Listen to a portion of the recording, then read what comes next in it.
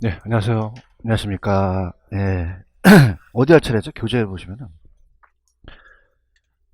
페이지로 가시면은, 저번에 넘겨보세요. 넘기시면은, 107페이지로 보시면은, 107페이지에, DTI까지 했었죠. 그죠? 106하고 107페이지까지 했었죠. 그죠? 까지 했고, 오늘은 거기 밑에 보시면은, 주택금융에 적용되는 고정금리와 변동금리라는 게 있죠. 그죠? 여기를 한번 들어가보도록 할게요. 이제.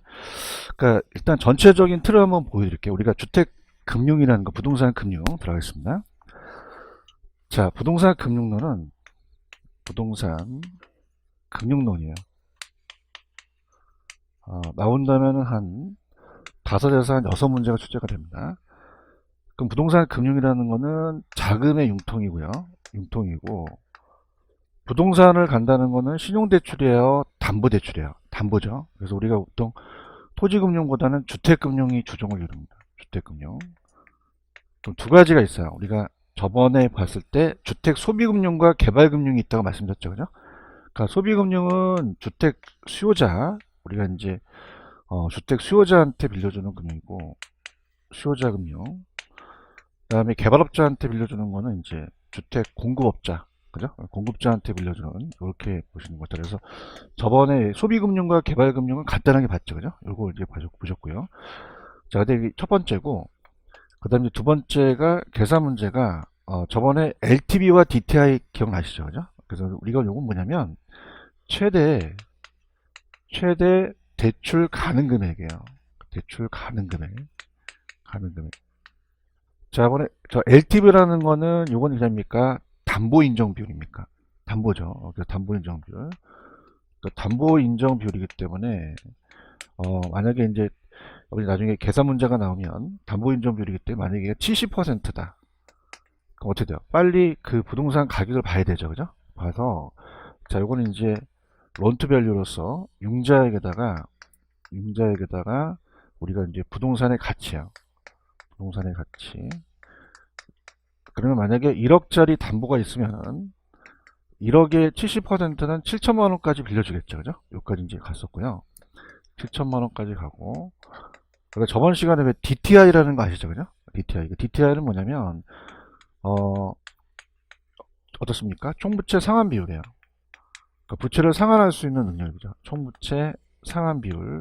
이렇게 해서 이제 요거는 어떻게 됩니까? 우리가 요거는 담보 가치로 갔어요. 연소득으로 갔어요. 연소득이죠.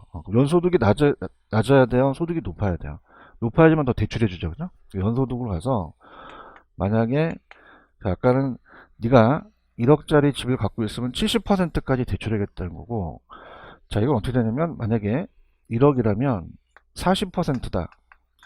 우리가 원리금이라는 거 저번에 얘기했죠. 그죠? 이게 원리금 상환액이거든요. 원리금 상환액. 그러면은 1억에 4천만 원은 1억에 40% 4천만 원이죠. 그죠? 4천만 원이면 네가 1억에 4천만 원을 이제 갚을 수 있는 걸로 빌려주겠다는 얘기예요. 근데 저거는 왜 저당 상수 기억나세요? 무슨 상수? 요거는 이제 저당 상수로 나누게 되면 대출액이 나오거든요. 그죠? 그래서 만약에 이제 이게 0.1로 나올 가능성이 커요. 그럼 만약에 여기 0.1이면은 4억까지 대출해 주겠다는 거죠. 이렇게 그래서 봅니다. 자, 그래서 만약에 이 둘 중에서 어떻습니까? 큰 금액이에요? 좀 작은 금액이에요? 작은 금액이죠. 그죠? 이렇게 해서 이제 그걸 이제 본다. 그래서 이렇게 해서 봤어요. 자, 그래서 저번에 이제 LTV와 DTI까지 봤었죠. 그죠? DTI는 이제 그 저당상수로 나눠준다는 건 나중에 제가 그 기본소가 나오면 또 계산 문제를 풀도록 하겠습니다. 근데 오늘 하는 거는 그럼 여러분들이 대출을 받았어요. 그럼 그냥입니까? 이자를 내야 됩니까? 그 밑에 보시면 고정금리와 변동금리라는 단어가 있죠. 그죠? 이 두 가지가 이제 시험 문제가 나와요. 그러면 처음 듣더라도 우리가 이제 편안하게 들으시면 고정금리는 바뀌어요. 고정돼 있어요. 변동은 바뀌죠. 그죠?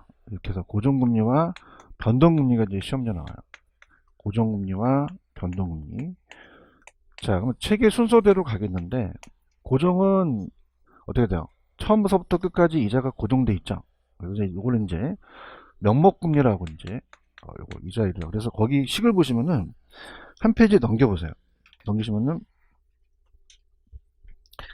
그 108페이지 가시면은 동그라미 2번에 거의 음영 박스가 하나 있죠, 그죠? 그래서 이제 명목금리라는 게 나와요. 그러니까 명목금리는 겉으로 드러나는 거거든요. 겉으로 이렇게 우리가 계약을 해서 얘랑 고정금리를 4%로 계약을 했대요. 그럼 이제 요게 계약 금리가 되고 대출 금리가 되는 거예요. 고정금리의 대출 금리. 자, 그럼 거기 보시면은 실질금리라는 단어가 있나요? 이건 이제 은행이 실질적으로 먹는 그런 실질금리로 되고요. 그 다음에 은행이 안 위험해요? 위험해요. 자, 우리 보시면 대출 관련 위험의 대가라는 게 있죠? 이게 바로 은행의 위험이에요. 누구의 위험이다? 은행이 가지고 있는 위험이에요. 그죠? 대출에 대한 거기에 대해서 위험의 대가를 더해요. 자, 그럼 위험에 대한 대가, 이건 이제 위험에 대한 대가를 이제 더하고, 그럼 은행이 위험할수록 그냥입니까? 더 많이 받습니까? 많이 받을 수 있겠죠. 그 다음에 거기 보시면은 예상 인플레이션이라는 게 단어가 있나요? 찾았습니까? 예상 인플레이션. 그래서 예상 인플레이션. 이렇게 해서 이제 받아버려요. 그러면 인플레이션도 그냥입니까? 고려를 합니까? 고려를 하죠. 그죠? 그래서 이거를 잠깐, 여러분이 이제 이게 어떤 거랑 좀 유사하냐면, 투자 파트로 가시면은 요구 수익률이라는 게 있었어요. 우리가 이제 77페이지로 가시면 뭐 딱 똑같지는 않지만 우리가 왜 그 77페이지로 가시면은 중간 라인에 또 음영 박스가 하나 있죠, 그죠? 무슨 수익률이라는 게 있어요. 요구 수익률 있죠. 찾으셨습니까? 그럼 투자가 무위험률이라는 거는 은행 이자고 부동산 위험하면 그냥요 더 요구해요. 요구할 수 있죠. 맞나요? 또 인플레도 고려하죠. 인플레까지 더한다는 얘기예요. 그럼 은행도 자 실질금리를 깔고 간다면 그냥요 위험하면 더 받아요. 더 받고 인플레도 가산을 해야겠죠, 그죠? 이렇게 이제 우리가 구성이 되는 거예요. 무슨 말씀인지 아시겠죠, 그죠? 그래서 이렇게 해서 그럼 똑같구나, 비슷하구나라고 해서 여기 108페이지로 오시면은 이 고정금리가 이런 식으로 이제 금융기관의 요구 수익률과 비슷하다는 얘기예요. 무슨 얘기인지 아시겠죠? 그러면 이제 전 페이지 가셔서 자 가볼게요. 제 3절에 보시면은 이제 밑에 1번 고정금리의 대출이라는 게 있나요? 그래서 고정금리 대출은 대출기간 동안에 초기이자리 변동이 없는 고정된 아까 명목이자가 적용되겠죠? 4%로 적용이 됩니다. 그래서 이제 이따가 한국주택금융공사가 나와요. 그래서 이제 거기 따라보세요. 보금자리론. 이게 이제 무주택 서민들한테 장기저리로 대출해 주는 거거든요. 이 대표적인 게 고정금리로 간다는 거. 그래서 우리가 보통 좌측에 보시면은 보금자리론이라는 게 조그만 글씨가 있을 거예요. 찾으셨습니까? 이게 모가지론이에요, 모기지론이에요. 그래서 이게 어떤 학원 가서 영어 좀 읽어봐 했더니 자신 있나는지 그냥 있는 대로 모가지라고 하는데 이게 모기지론입니다. 모기지론. 그러니까 모기지론이 우리나라 용어겠어요, 외국 용어겠어요? 어떻게 하셨어요? 영어니까. 이게 약간 이제 서브프라임 모기지라는 게 옛날에 미국에서 발생돼서 전국에 이제 전 세계에 불황이 왔었거든요. 이게 모기지론이에요. 그래서 이거는 무주택 서민들한테 장기저리로 대출해줍니다. 단기예요, 장기예요. 10년에서 15년, 20년, 30년 대출해줘서 저리로 대출해주는 거예요. 공사가 이러한 발행하는 우리가 장기주택 대출 상품이라고 돼 있죠. 그래서 10년, 15년, 20년, 30년 그 다음에 저소득층이니까 그냥입니까? 무주택입니까? 무주택이나 1주택 소유자가 이용할 수 있어요. 이게 고정금리로 가요. 그래서 이 저자가 이렇게 해놓으셨고 그 다음에 이제 좌측에 보시면은 피셔 방식이라고 해놓으셨죠. 왜냐면 피셔 방정식은 누가 이겼을까? 방정식이 얘기했을까? 피셔가 이겼죠. 피셔가 이제 인플레도 고려 안 한다, 고려한다. 고려하기 때문에 인플레도 가산하자는 거죠. 아시겠습니까? 편하게 들으세요, 편하게. 넘기세요. 넘기시면은, 그럼 아까 그 박스가 뭐예요? 고정은 바뀌어요, 안 바뀌어요? 그럼 여기다가 실질금리가 은행이 먹는다면 위험의 대가도 넣고 예상 인플레도 더해서 처음부터 많이 받겠다는 얘기예요. 그래서 밑에 3번에 가시면은 고정은 대출위의 실질금리가 변하여 최초에 적용되는 명목금리는 변하지 않기 때문에 다른 조건이 동일하다면 고종이 변동금리보다 초기이자가 낮다, 초기이자가 높다. 높다는 거죠. 왜냐하면 우리가 어때요? 이 고종은 바뀝니까? 안 바뀝니까? 그럼 인플레가 아주 심할 수도 있잖아요. 자기가 위험하니까 대출 시점에서는 우리가 변동이 높다, 고종이 높다, 고종이 높다 이렇게 머릿속에 두시고 4번에 가시면은 고종은 대출 실행 이후에 금융기관의 위험률을 대출금리로 추가적으로 반영합니까? 반영하지 못합니까? 못하죠. 왜? 고정돼 있으니까. 이거 이해 가시겠어요? 그래서 먼저 사전에 자기가 받을 거 다 받아놓자는 거예요. 그래서 금리가 낮아, 변동보다 높아서 또 대출 시점이 높다는 거죠. 이해 가셨죠? 이렇게 잡으시고 그 다음에 이제 2번에 가시면은 대출 기간에 저당 대출 위험 요인이라는 게 있나요? 찾았습니까? 거기 보시면 이제 채무 불이행 위험이라는 게 있죠. 여기서부터 들어가는데 이게 다 은행 위험이에요. 차입자 위험이다, 은행이다, 은행이 채무 불이행 위험이 될 수도 있다는 거죠. 그럼 채무 불이행은 채무자가 하는 것이 있고 또 어떤 채무 불이행에 대해서 그 대출 기간의 위험이 용어상 사용을 하게 되면 채무 불이행은 그냥요 차입자가 채무 불이행을 해요. 거기에 대한 위험이 대출자한테 안고 갈 수 있죠. 이게 바로 채무 불이행 위험이라는 거예요. 지금 보고 있습니까? 그럼 니은하고 디귿을 묶어보세요. 자, 제가 이제 이런 식으로 이제 강의를 한번 해보겠는데, 채무 불이행이라는 거는, 자, 예를 들어서, 자, 이 갑돌이가 차입자예요. 차입자. 그래서 얘가 1억의 이제 담보 가치가 있어서 A은행한테 돈을 빌립니다. 은행한테. 그래서 아까 LTV가 70%면 7천만 원까지 융자해 주겠죠. 그죠? 그래서 갚아나가요. 그 A은행을 대출자라 그래요. 대출자. 그러면 채무 불이행한다는 거는 자, 불이행한다는 거는 그러니까 돈을 못 갚습니까? 못 갚아버려요. 그렇죠. 근데 그런 게 왜 그러냐면 자, 얘가 갑자기 회사가 잘렸어요. 그럼 그러니까 소득이 낮아집니까? 낮아지면 그죠? 갚아요? 못 갚아요? 못 갚을 수 있고. 자, 여러분들 이게 대부 비율이 70%가 되는데 이게 문제가 되는 게 얘가 100%를 초과할 수도 있어요. 그죠? 근데 대부 비율을 처음 대출 시점서부터 100% 초과해주는 은행이 있을까? 있으면 나 좀 소개시켜줘. 떼먹고 도망가요. 그럼 처음부터 100%를 해주지 않죠? 맞죠? 근데 어떻게 되냐면 얘가 소득이 낮아지거나 시간이 지나면 그러니까 저 부동산의 가치가 떨어질 수도 있습니까? 떨어질 수도 있어요. 그런가요? 그러면 못 갚아는 거예요. 왜냐면 이런 게 굉장히 힘든 게 뭐냐면 아까 1억에서 70%는 얼마 빌려준 거예요? 7천만 원 빌려줬죠. 그렇죠.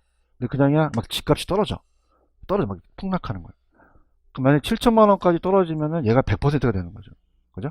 그럼 만약에 얘가 막 5천만 원까지 떨어졌어요. 그럼 그냥이야 100%를 되게 넘어요. 맞아요? 그러면 얘가 지금 돈 빌린 건 얼마죠? 근데 지금 부동산 가치는 얼마죠?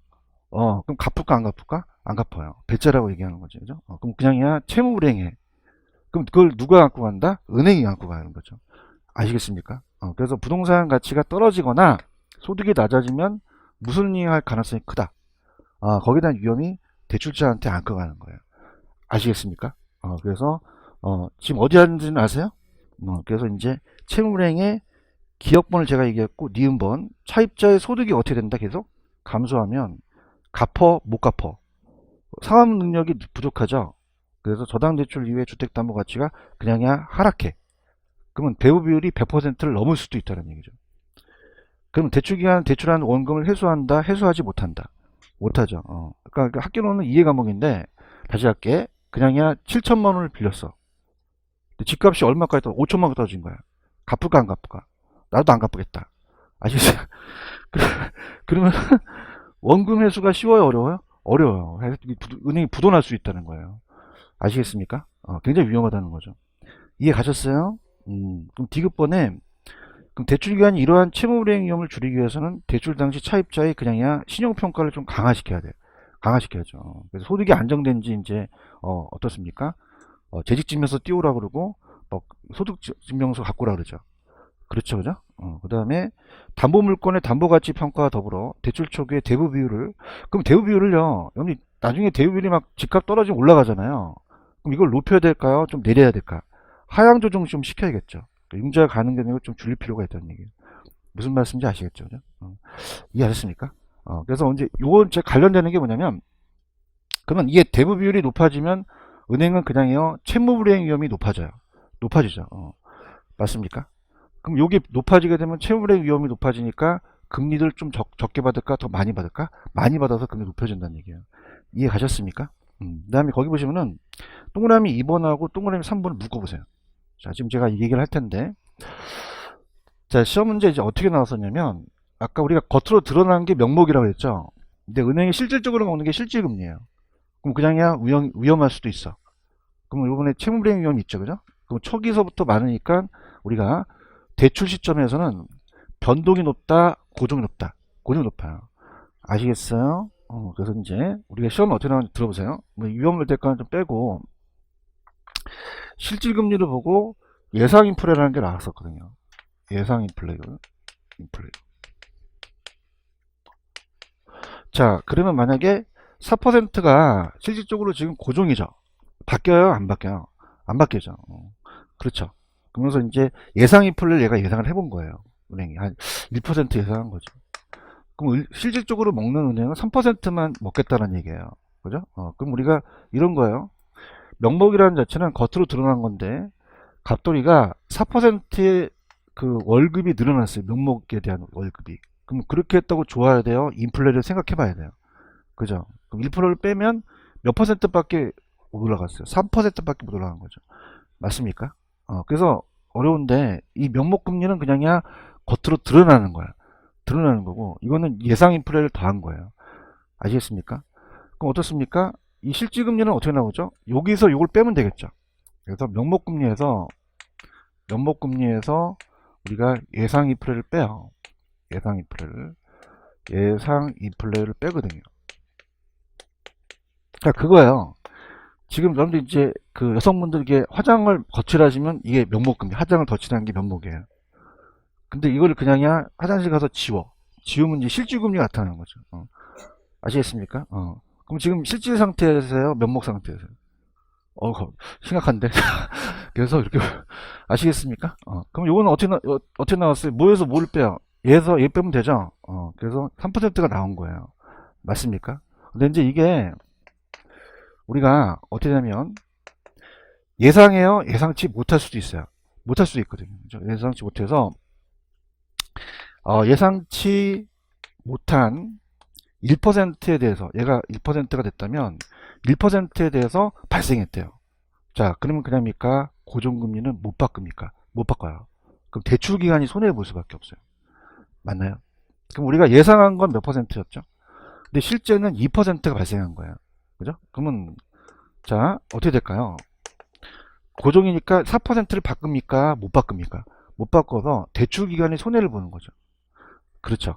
그럼 얘가 실질금리가 2%로 하락하게 돼요. 그죠? 그러면 지금 무슨 금리 하고 있죠?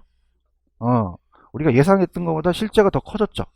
그럼 대출기간은 그냥야 금리가 낮아져서 대출기간이 손해를 보고 차입자가 이득을 본다. 우리가 이익을 본다 나왔거든요. 그래서 이 고정금리는 그냥입니까? 대출기간이 위험합니까? 그래서 인플레를 가산해야 되니까 처음부터 높을 수밖에 없다는 얘기예요. 이해하셨죠? 그죠? 이따가 제가 후수를 할 거고 책에 나와 있는 거. 그럼 좀 전에 지금 제가 2번하고 3번을 묶으라고 얘기했죠? 자, 이게 어떤 일이 발생되냐? 고정금리에서 발생되는 건데, 자, 지금 요 2번하고 3번을 묶다 보면 시장금리라는 게 나와요. 무슨 금리가 나온다? 시장금리가 높을 때와 낮았을 때를 얘기를 하는 거거든요. 그럼 우리가 지금 요 4%로 받은 고정에 대한 우리가 대출금리가 이거는 어때요? 바뀝니까? 고정돼 있습니까? 고정돼 있으니까 어때요? 차입자가 계약을 했죠, 그죠? 그럼 이게 시장금리에 따라서 상황이 바뀔 수가 있어요. 그럼 만약에 이 시장금리가 만약에 3%로 내려갔다. 그러면 지금 이 차입자가 받은 게 4%니 어때요? 이게 낮죠? 그럼 여러분들 왜 조기 상환한다는 얘기 들어보셨어요? 만기 전 변제를 해요. 그러면 이 차입자는 대출을 그냥 유지하려고 할까요? 조기 상환할까요? 조기 상환이 나와요. 그럼 조기 상환을 한다는 자체를 이제 유인하게 되면은 이 시장금리가 높을 때, 시장금리가 낮을 때 조기 상환한다는 거죠. 맞나요? 그러면 은행이 가만히 있어요. 수수료를 매겨야 돼요. 조기 상환 수수료라는 얘기 들어보셨죠, 그죠? 그 개런티를 이제 얘한테 페넌티를 이제 해서 너 수수료 낼 테니까 조기 상환 하지 마, 그렇게 하는 거예요. 근데 어때요? 얘가 봤을 때는 장기로 했을 때는 지가 이득을 봤을 때는 조기 상환하는 게 유리하다 그럼 해버리는 거죠. 그 대출자가 안 위험하다, 위험하다, 위험해요. 그걸 따라서 조기 상환 위험, 대출자의 위험이 되는 거죠. 그럼 대출자는 조기 상환에 대한 위험이 생기는 거예요. 그럼 어떻게 돼요? 얘는 그냥입니까? 만기 전 변제를 합니까? 그럼 수수료를 얘한테 부과시키더라도 남아있는 동안 얘 말고 다른 놈한테 대출을 받아야 되는데 그 시간 동안 이자를 못 받죠. 그러니까 위험하다는 얘기예요. 그럼 이건 누구에 대한 위험이다? 대출자의 위험이죠. 이해하셨습니까? 근데 만약에 반대로 시장금리가 높아져요. 그럼 시장금리가 만약에 5%로 높아졌다. 그럼 그냥입니까? 시장금리가 높습니까? 높죠. 맞아요. 그럼 얘는 조기상환 할까요? 기존 대출을 유지하려고 할까요? 유지하려고 하죠. 이게 비싸니까. 그래서 이제 반대로 차입자는 조기상환을 한다. 기존 대출을 유지하려고 한다. 유지하려고 해요. 그럼 기존 대출을 유지하니까 어떻습니까? 그만큼 얘를 갈아타고 다른 놈한테 해줘야 되는데 얘가 안 해. 그럼 어떻습니까? 또 잔액을 또 할인한다는 그런 또 우리가 어떻습니까? 그런 것도 하는데 안 하기 때문에 그러면 대출자가 안 위험해요? 또 위험할 수도 있어요. 위험할 수 있죠. 그럼 얘가 갈아타고 얘를 갈아타게 되면은 1%를 더 받잖아요. 그럼 수익이 악화되니까 수익성이 감소될 수도 있어요. 이걸 따라서 이자율 위험이라고 하거든요. 그래서 이자율 금리 위험이 발생할 수 있어요. 이자율 위험, 금리 위험. 자, 그럼 가볼게요. 자, 시장금리가 낮으면 차입자가 무슨 상환한다. 거기에 따라서 수수료를 부과시키지만 거기 안고 가는 조기상환임을 대출자가 안고 가죠. 맞나요? 자, 높아지면 이제 조기상환 하겠어요? 기존 대출을 유지하려고 하겠어요? 그러면 어떻게 돼요? 그럼 그만큼 수익성이 떨어지죠. 대화를 합시다. 왜냐면 4% 가니까 다른 놈은 5%를 받아야 되니까 1%더 받을 수 있잖아요. 그럼 거기에 대한 금리가 낮아지는 거죠. 아시겠습니까? 그걸 이자율 위험이라는 거죠. 이해하셨어요? 그래서 지금 묶으셨어요, 이거? 근데 제가 개인적으로 3번을 더 별표로 주세요. 조기상환 위험이 굉장히 잘 나와요. 그러면 조기상환은 이 시장금리가 높을 때, 시장금리가 낮을 때 발생하죠. 조기상환 별표 쳤어요? 그러니까 조기상환 한다는 건 만기에 상환하는 거예요? 만기 전에 변제를 하는 거예요. 갚아버리는 거죠. 그래서 이거는 대출의 만기 전에 차입자가 대출 온 걸 미리 갚는 경우 조기상환이라는 단어가 있죠. 중도상환이라고 한다. 그럼 종리상환은 차입자가 하는 것이죠. 근데 거기에 따른 조기상환 위험은 누가 위험한 거예요? 대출기관이 위험한 거죠. 그죠? 그래서 차입자가 대출금을 일시에 상환한 만큼 여유자금이 있을 경우 조기상환이 발생할 수 있다. 자, 니은 별표. 그러면 이건 어떻게 됐지? 보존금리 대출 차입할 때 대출의 시장금리가 상승했을 때, 하락했을 때. 하락이라는 단어가 있죠. 지금 보고 계세요? 여기 키포인트. 시장금리 상승, 하락. 그래서 금융기관부터 낮은 금리의 대출을 이용하여 기존 대출을 갚을 요인이 발생하게 된다. 그래서 대출기관의 입장에서 차입자가 조기상환할 경우 나머지 대출기간 동안의 이자 수익이 상실하죠. 그죠? 그 결과에 되므로 이러한 위험에 대해서 일종의 그냥입니까? 조기상환 수수료를 부과합니까? 그래서 우리가 조기상환 수수료라는 얘기 들어보셨어요? 이런 것도 이제 부과시키는 게 그런 이유 때문에 그런 거예요. 이해 가셨죠? 그래서 오른쪽에 조기상환 수수료 한번 읽어보시면 되는 거고, 그 다음에 아까 2번에 가시면은 금리 이자율 변동이라는 단어가 있나요? 자, 지금 변동하고 있어요. 기업번 고정하고 있어요. 근데 시장금리가 지속적으로 상승한다고 돼 있죠. 그러면은 대출기관의 시장금리의 상승분을 추가적으로 대출이자에 반영할 수가 있어요? 고정금리는 없어요. 없잖아요. 그러면 대출기관이 금리를 설정할 때 얼마만큼 이자를 부과하는가에 따라 불확실성의 위험이라고 할 수 있죠.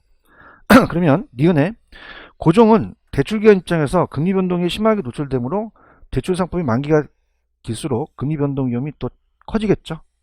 이해하셨습니까? 이렇게 그래서 보시고, 그 다음에 오른쪽 가시면은 그러면 오른쪽에 고정금리 저당대출의 특징이라는 단어가 있죠. 찾으셨나요? 그럼 아까 요거 할게요. 양가로 3번에 1번.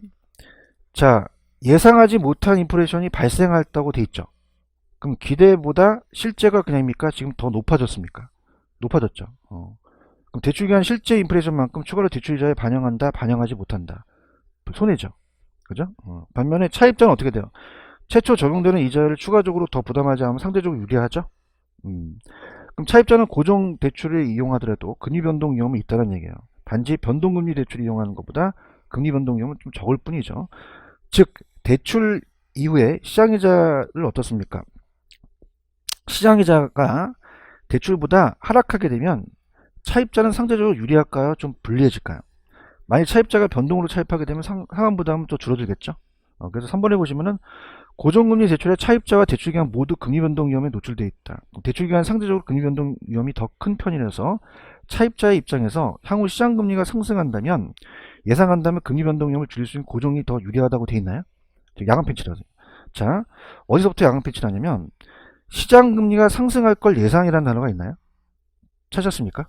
그래서 이게 시험 문제인데, 자, 그러면 시장금리가 상승할 걸 그냥 해요? 예상을 해요. 그럼 막 올라갈 것 같잖아요. 그죠? 그럼 이거를 이제 차입자 입장에서 물어봤는데, 그럼 차입자는 어떻게 되죠? 차입자는 금리가 높아질 걸 예상한다는 건 변동이 났나요? 당연히 고정이 났나요? 고정이 났다는 거죠. 아시겠습니까? 마음 편안하게 가지세요. 나랑 여러분들 차입자예요. 그죠? 그러면 그냥이야 금리가 올라갈 것 같아요. 그러면 변동이 났나요? 고정된 게 났나요? 고정계 그걸 피할 수 있다는 거죠. 요거 체크하셨어요? 요거 나왔었고 넘겨보세요. 자, 그래서 얘네들이 고안한 게 변동금리를 고안한 거예요. 왜냐하면 고정금리는 바뀝니까? 안 바뀝니까? 그럼 아까 실제가 예상보다 높을 수도 있죠. 그런가요? 그러면 우리가 그 인플레에 따른 위험을 차입자한테 전가시켜요. 누구한테 전가시킨다? 차입자. 자, 그러면은 아직까지 여기에 대해서 안 나왔지만 그냥입니까? 요 4%가 바뀝니까? 바뀌어요. 그렇죠. 다시 한번 지금 분위기 안 좋아져서 아까 그냥입니까? 4%가 고정됐었죠. 그냥요 1%를 예상했었어요. 그럼 실질적으로 얘는 3%를 먹은 거죠. 맞나요? 근데 그냥 예상치 못했어. 그럼 실제가 2%가 됐죠. 그럼 얘가 실질금리가 까진다는 얘기죠. 맞습니까? 그럼 대출기간은 그냥이다 손해다. 차입자는 그래서 고민한 결과 나온 게 그냥이야 변동이야. 변동이야. 누구한테 전가시켜? 차입자한테 전가시키는 거죠. 그런가요? 그러면 명목이 안 바뀐다? 바뀐다? 바뀌어서 5%를 받아버려요. 1%를 가산해서. 그렇죠? 그럼 얘는 실질금리가 어떻게 됩니까? 실질금리 자체는 그냥입니까? 그대로 있습니까? 그대로 있고 은행은 먹는 거죠. 얘한테 전가시키는 거예요. 아시겠습니까? 그래서 상품이 나온 게 그냥이다 변동이다. 변동이에요. 변동은 그 인플레이션 위험을 누가 안고 가는 거예요? 차입자가 안고 가는 거죠. 아시겠죠? 그죠? 그러니까 처음서부터는 너는 차입자 네가 내니까 처음은 이자를 좀 조금 내라는 얘기예요. 그죠? 그래서 나타나는 거예요. 들어볼게요. 지금 변동금리 보고 계셔요? 그래서 변동금리 대출은 시장금리의 변동에 따라 대출금리가 계속 변해요. 그래서 CD하고 코픽스는 이따가 제가 후술할 거고, 그럼 세 번째 줄 밑줄 쳐보세요. 그 변동금리 대출은 이자 변동의 위험을 전부 혹은 일부를 대출기관부터 누구한테 전가시키기 위한 거예요. 차입자죠. 맞아요? 근데 중요한 건 차입자로부터 대출자예요. 대출자로부터 차입자예요. 대출자로부터 차입자지 바뀌면 안 되거든요. 이거 어떤 출제원이 또 바꿔냈어. 낼 게 없으니까 별걸 다 내. 그죠? 그럼 누구에서 누구로? 대출자에서 차입자한테 전가시킨 거죠. 그래서 대출기관의 금리 변동 위험을 회피하는 것으로서 변동금리는 대출기관의 인플레이션으로부터 어느 정도 보호된다는 얘기예요. 그럼 다른 조건이 동일할 때 변동금리 대출은 금리 변동 위험을 차입자의 전감으로 그 초기 이자가 고정보다 높다, 낮다, 낮아요. 차입자가 되니까. 그러니까 초기는 고정이 높을 수밖에 없다는 거죠.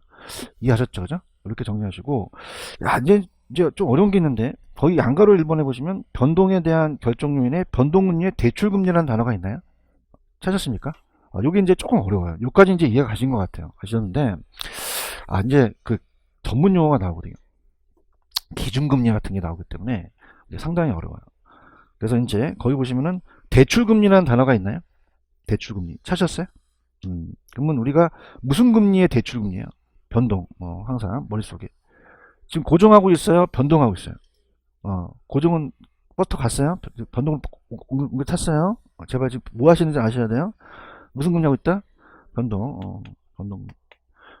변동금리의 대출금리. 대출. 전문 용어가 막 튀어나와. 이제 큰일 났어. 이제 울렁울렁거려. 기준금리라는 게 있나요? 그래서 요새 막 한국에서 막 기준금리를 낮춘다 막 이런 얘기 막 들으셨죠, 그죠? 그런 거. 그 다음에 이제 가상금리라는 게 있습니다. 이게 이제 우리가 오늘 배우실 내용이에요. 자, 그러면은 이 기준금리 밑에다가 필기를 한번 해보세요. 자, 이건 인플레이션을 반영합니다. 인플레이션. 자, 인플레이션 반영 하고요. 항상 변한다는 건 얘가 변동을 해요. 근데 가상금리는 차입자에 따라서 연체 시점에 따라 달라요. 처음에 고정돼 있거든요. 자, 그래서 인플레이션 반영되는 게 기준금리예요. 자, 그러면은 우리가 이제 은행이 저번에 예대차를 먹는데 은행이 어떻게 이제 그 이자 놀이를 하냐면, 자, A은행 갑니다. A은행은 자, 들어갑니다. 갑돌이가 얘한테 예치를 시켜요. 1억을. 그럼 예금금리를 주겠죠. 예금금리. 그럼 얘는 가만히 있어요? 담보대출을 해줘요. 담보대출 해주죠. 그럼 우리가 일돌이한테 1억을 대출해주면 대출금리를 받아요. 자, 그러면은 암기하는 게 아니라 예금금리하고 대출금리 중에서 어떤 게 더 높을까요? 대출금리가 높겠죠. 아시겠습니까? 내가 대출을 안 받은 건 좀 이해가 가요. 근데 은행이 좀 예치 좀 시켜주면 그러십시오. 그래서 이해하거든요. 그럼 예금금리가 높다, 예금금리가 낮고 대출금리가 높을 수밖에 없죠. 맞나요? 그래서 우리가 만약에 지금 변동금리로 실질적으로 제가 하도 그냥 요새 뭐 투자를 하고 막 해서 돈을 많이 빌리거든요. 변동이 한 3. 몇 정도 돼요. 그죠? 아까 4%가 고정이었죠. 그죠? 3.5 정도 된다면, 자, 예금금리가 아니라 대출금리 3.5죠. 예금금리가 높아요? 예금금리 낮아요? 낮아서 좀 알아보니까 뭐 2% 정도 많이 줘요. 1.9 정도 좀 금리를 많이 주는 거예요. 그럼 대출금리 1.9 줘요? 저 좀 알려주세요. 내가 갈아타게, 그죠? 그냥요, 더 받아요. 더 받아요. 그죠? 근데 변동은 좀 아까 낮다 그랬죠. 그죠? 그래서 연 3.5% 받으면 이 예대 차이를 먹는 거예요. 무슨 아시겠어요? 그럼 예금금리가 높다, 대출금리가 높다. 대출금리가 높아요. 이해하셨죠? 그죠? 그래서 요 예금금리로 정하는 게 기준금리예요.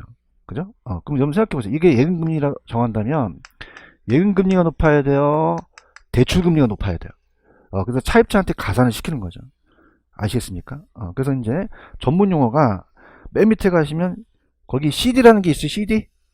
CD가 이제 뭐 그 음악 트는 CD가 아니라 양도성 예금 증서라고 돼 있나요? 이렇게 편하게 돼, 편하게. 카무 쪽으로 막 하면 피곤해. 양도성 예금 증서. 따라보세요. 양도성 예금 증서. 우리가 예금을 하면 보통 통장을 주잖아요. 근데 얘는 은행이 그냥요 증서를 줘요. 증서를 줘요. 그럼 우리가 이게 3개월마다 조정돼요. 몇 개월마다? 3개월. 그럼 그것만 알아두세요. 편안하게. 그럼 3개월 동안에 단기 자금을 조달하는 거예요.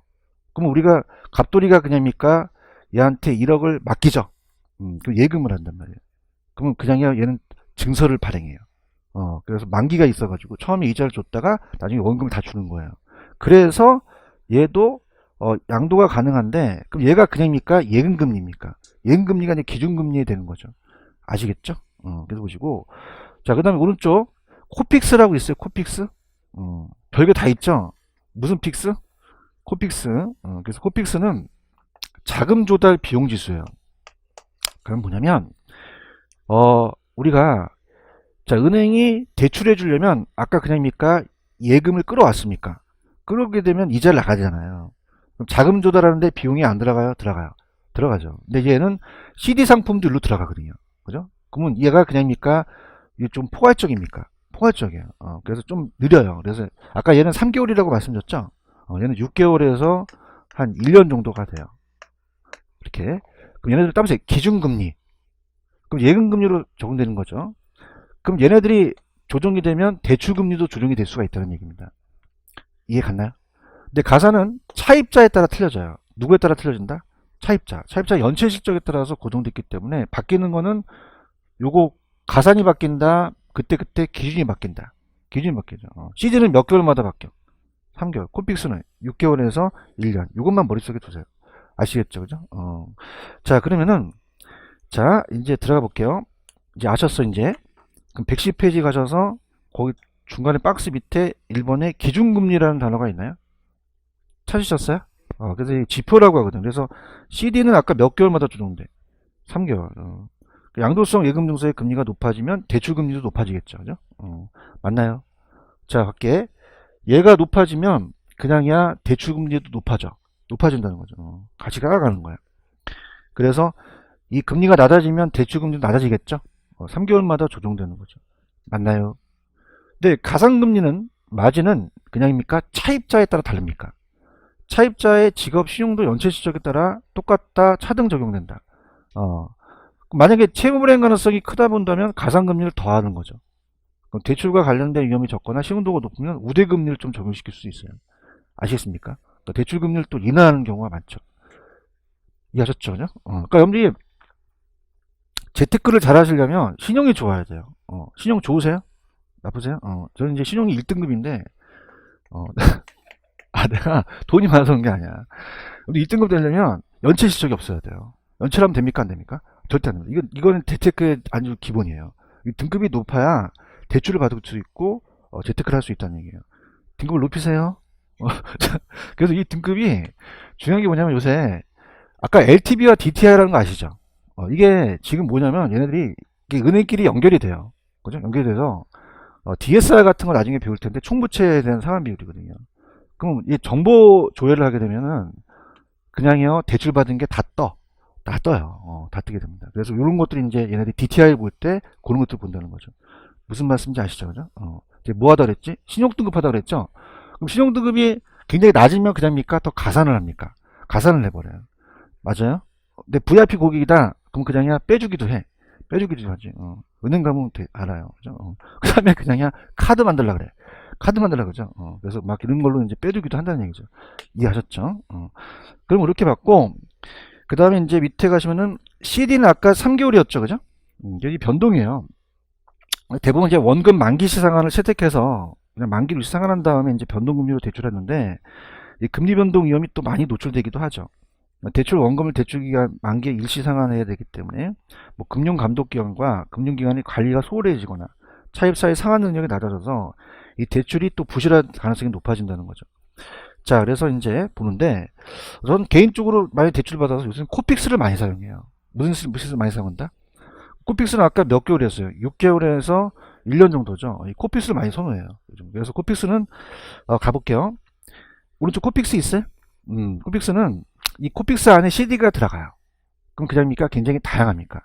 다양해서 연계를 해서 이제 한 6개월로 연결을 한 거죠. 그래서 기준금리 보시면은 기억에 코픽스 있어요? 그래서 주택담보대출에 적용되는 기준금리가 코픽스는 어떻습니까? 자, 따보세요. 자금 조달 비용 지수. 자, 은행이 자금 조달하는데 비용이 안 들어가요? 들어가요. 그걸 갖고 이제 지수화 시켜서 하나의 금리를 만들어낸 거죠. 근데 밑줄 치실게 코픽스 금리가 밑줄 쳐보세요.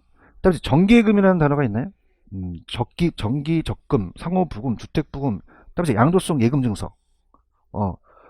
어디서 많이 듣던 거 아니에요? 그러니까 CD가 율로 안에 들어간다는 거죠. 맞습니까? 그냥 요거 암기할 필요가 없고 그냥 여러 개의 상품이 있어. 여러 개의 상품 중에서 하나가 들어가서 가중평균을 하는 거예요. 이해 가셨습니까? 그래서 그냥 그렇게 보시는 거지 막 심각하게 보지 마세요. 이거 갖고 막 얘 뭐니 나열하라 그렇게 안 나와요. 그래서 얘는 가중평균에서 은행연합회가 매월 15일 고시하는 기준금리예요. 맞아요? 그럼 디귿에 보시면은 기준금리 조정주기가 아까 CD가 몇 개월 정도였죠? 아니, CD 3개월. 근데 이 코픽스는 한 6개월에서 12개월이기 때문에 기간이 좀 길어요. 아시겠습니까? 그럼 심심해서 CD하고 코픽스는 어떻게 됩니까? 우리가 이 영어로 CD는 두 글자고 코픽스가 더 길거든요. 그럼 CD가 더 길어요? 코픽스가 더 길어요? 어떻게 알았어요? 영어가 기니까 이렇게 해서 가는데 분위기 안 좋아. 자, 이렇게 해서 누가 더 길다? 코픽스. 머릿속에 두세요. 아시겠죠? 그죠? 그래서 얘가 더 길어요. 그래서 그 차입자는 금리 변동 위험이 작아질 것으로 예상이 됩니다. 그래서 즉 어떻습니까? 우리가 기간 금리의 조정 주기가 고려한다면 자 우리가 시장 금리 상승이라는 단어가 있죠, 그죠? 자, 그러면 이렇게 볼게요. 아, 이게 어려운 걸 지금 내셨는데, 자, 아까 보세요. 저 보세요. 아까 이제 시장 금리가 막 상승할 것 같아요. 지금 보고 계십니까? 그럼 차입자 입장에서는 막 그게 올라갈 것 같다면은 더 나은 게 낫나요? 그냥 고정된 게 낫나요? 고정된 게 나아요. 맞습니까? 근데 이제 보세요. 변동금리로 왔어요. 무슨 금리로 왔다? 변동이요. 잘하셔야 돼요, 변동금리. 그럼 자, C들은 몇 개월? 코픽스는 변동금리는 이 조정주기가 짧을수록 빨리빨리 전가되거든요. 그러면 은행은 이제 짧은 조정주기를 원하는 거고, 코픽스는 약간 길잖아요. 긴 조정주기는 이제 차입자 입장에서 좀 유리할 수도 있다는 거죠. 맞습니까? 그럼 금리가 상승해요. 아직 시험 안 나왔지만. 그럼 금리가 상승하면 아까 바뀌는 게 나아요? 안 바뀌는 게 나아요? 안 바뀌는 게 낫고. 여러분들 머리를 지금 테스트하고 있는 거예요. 맞나요? 자, 히드는 몇 개월? 3개월. 코픽스는 그 금리가 막 상승하면 빨리 바뀌는 게 나아요? 좀 늦게 바뀌는 게 나아요? 그럼 CD가 나아요? 코픽스가 나아요? 코픽스 낫죠. 아직 살아있네? 이것까지 안 나왔거든요, 시험 문제. 저자분이 굉장히 누룹해요. 근데 금리가 하락해요. 그죠? 금리가 하락한다는 거는 저랑 그냥입니까? 반대입니까? 반대죠. 맞나요? 조금만 생각하시면 돼요. 그럼 금리가 하락할 것 같아요. 그러면 차입자 입장에서는 그냥입니까? 빨리 하락하는 게 낫습니까? 그러면 CD가 나요? 코픽스가 나요? CD가 낫죠. 왜? 빨리 하락하니까. 그 얘기예요. 무슨 뜻인지 아시겠어요? 그래서 지금 너 어디 하고 있다? 그 디귿번 하고 있죠? 지금 보고 계시죠? 그죠? 그럼 금리가 상승해요. 차입자 입장이에요. 다시 갑니다. 상승해요. 차입자 입장이에요. 그러면 빨리 바뀌는 게 나아요? 좀 늦게 바뀌는 게 나아요? 그럼 코픽스가 낫다는 거예요. 그래서 차입자는 코픽스로 대출받는 게 금리 상승에 대한 부담을 줄일 수 있다는 거죠. 이해하셨습니까? 자, 시장이 이자가 하락해요.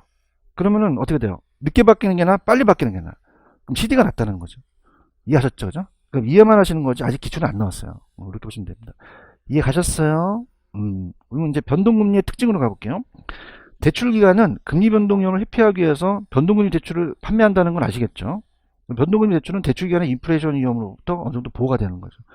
그럼 변동은 금리 변동 위험을 대출 기간의 차입자한테 전가시키기 형태로서 차입자 입장에서는 고정금리 대출에 의해서 금리 변동 위험이 크겠죠. 지가 부담하니까. 아시겠습니까? 넘기세요. 자,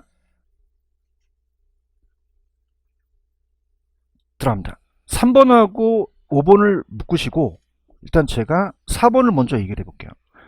자, 변동은 자, 누구에서 누구로 지금 그 위험을 전가시킵니까? 대출자에서 차입자죠.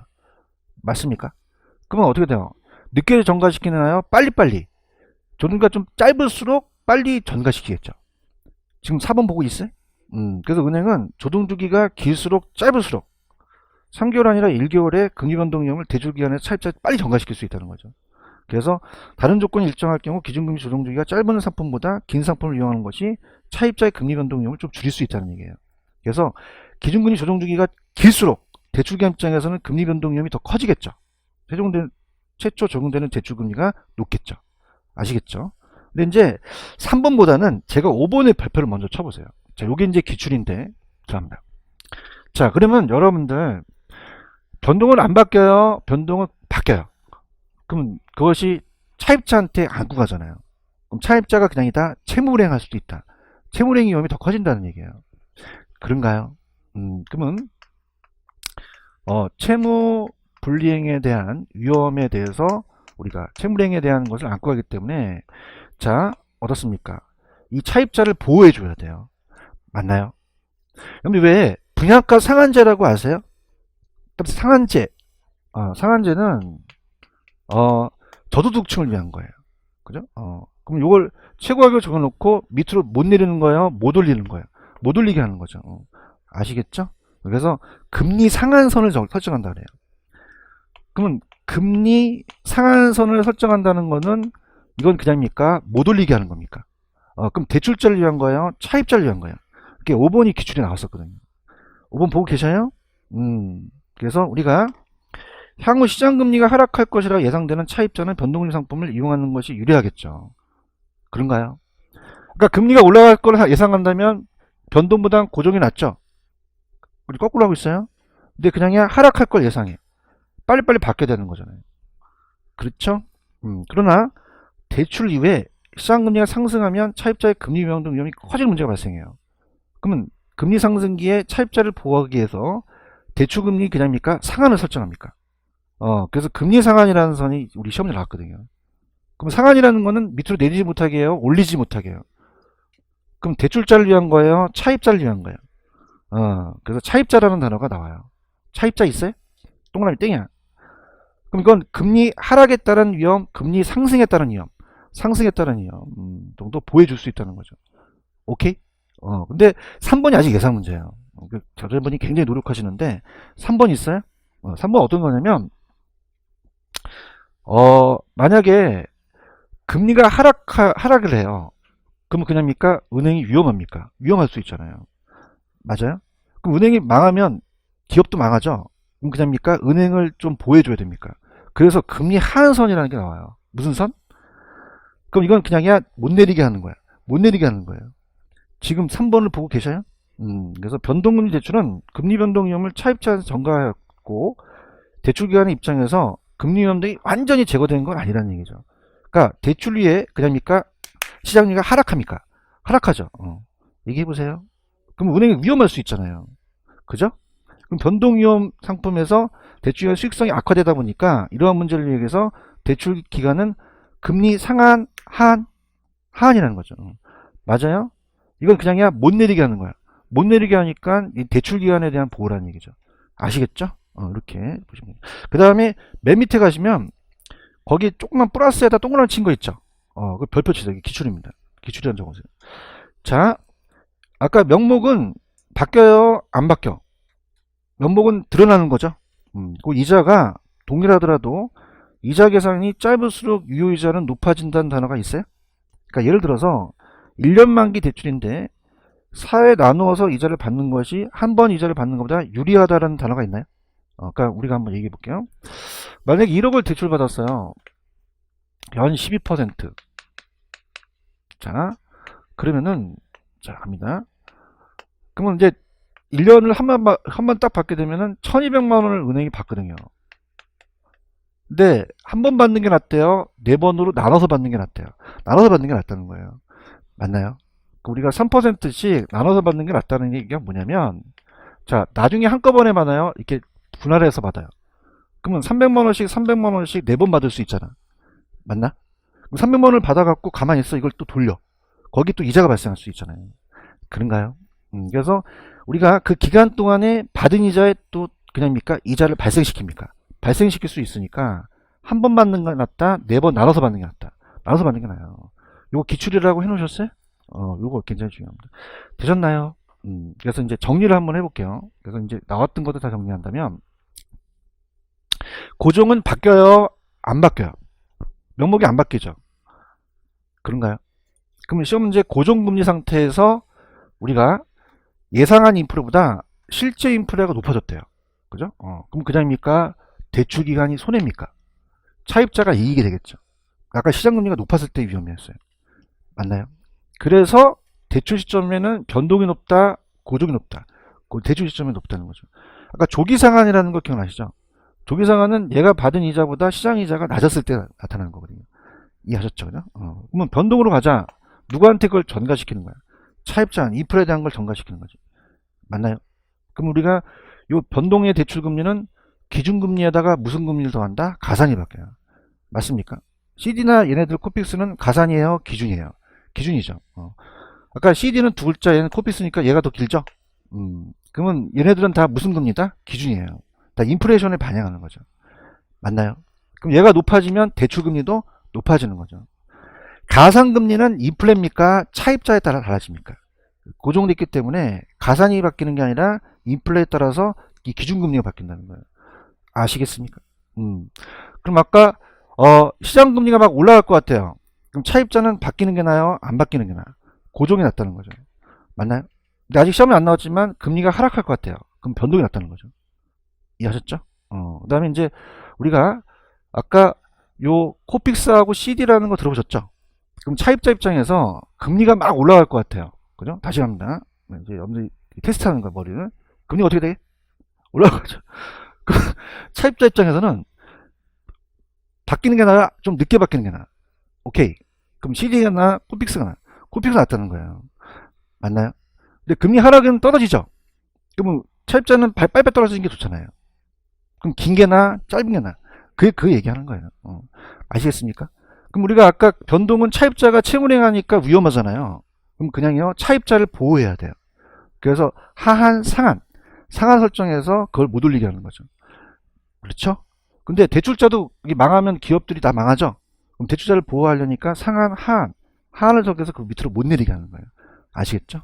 그래서 가장 중요한 거는 대출 시점에서는 변동이 높다, 고정이 높다. 고정이 높다고 하셔야 됩니다. 인플레를 가산하니까. 아시겠죠? 그죠? 이렇게 하고, 아까, 거기, 플러스 조그만 동그라미 보시면은, 명목에 동일하더라도 이자 기간이 짧을수록 유효가 높다고 돼 있죠? 그럼 한 번 받는 게 나아요? 여러 번 나눠서 받는 게 나아요? 그러면 우리가 실질적으로 받는 이자는 1200만 원보다 높아진다는 얘기예요. 아시겠죠? 왜 그럴까요? 받는 동안, 나눠서 받는 동안 그냥입니까? 이자가 또 발생합니까? 또 발생하니까 나눠서 받는 게 낫다는 거죠. 이해하셨죠? 이렇게 됐습니다. 좀만 쉬었다가 갈게요.